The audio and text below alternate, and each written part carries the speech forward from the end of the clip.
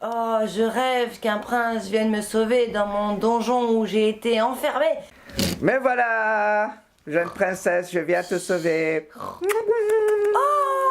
Oh, bonjour, beau prince. Tu es venu me sauver?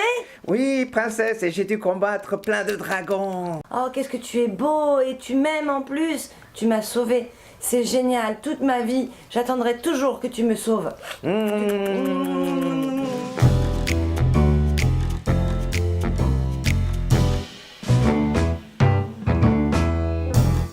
Aujourd'hui, comme vous l'avez compris, On va parler de la différenciation sexuelle entre les enfants avec les cadeaux qu'on leur offre. et pour ça, nous avons fait quoi? Un petit état des lieux. Et dans cet état des lieux, nous avons marqué quels étaient les cadeaux qu'on offrait aux filles et quels étaient les cadeaux qu'on offrait aux garçons. Pour commencer, les filles, c'est du maquillage, Un kit pour faire la cuisine, le ménage, voilà, tout ce qui est domestique, le journal intime aussi, savoir raconter ses sentiments, ses émotions, c'est important. tout à fait. Alors que pour les garçons, c'est un peu différent. Ah bah, des jeux de construction, Lego, Le bricolage, les voitures, les moteurs, tout ce les qui est robots. technique, mécanique, évidemment. Voilà.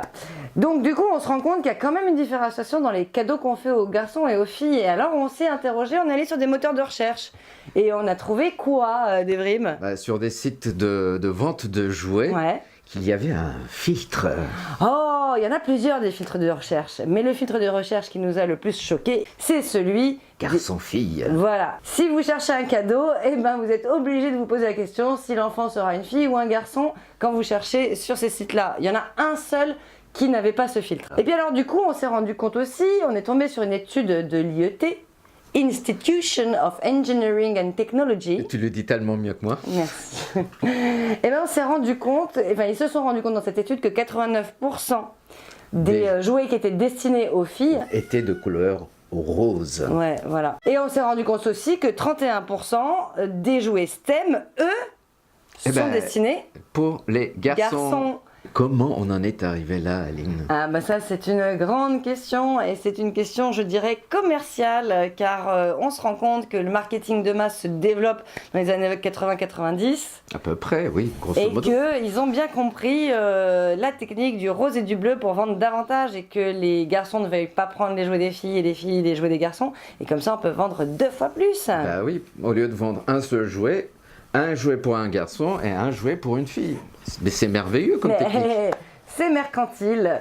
Et quelles conséquences Et ben c'est ça le problème, c'est que si ça n'avait pas de conséquences, on dirait allez-y, vendez ce que vous voulez. Bah oui, bien sûr. Mais évidemment que les conséquences, elles vont être en termes de carrière, de choix d'études. Donc ça conditionne en fait plus ou moins les filles à pas choisir certains métiers. Voilà, on remarque que moins de 30% des gens qui sont en prépa scientifique ou d'ingénieurs sont des femmes. Donc, Sur l'année 2015-2016, selon l'Observatoire des inégalités. ouais, heureusement que tu es là pour rappeler les sources. Et donc effectivement, le problème, c'est qu'on se rend compte qu'on est conditionné, notre imaginaire se développe dans l'enfance, le jeu est fait pour apprendre, on le voit bien avec les lionceaux qui vont jouer.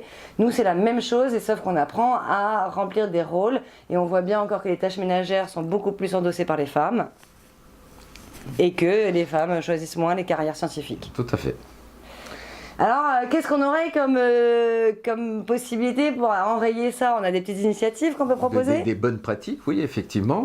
On peut penser déjà à des livres qui sont non-genrés, par exemple. Ouais.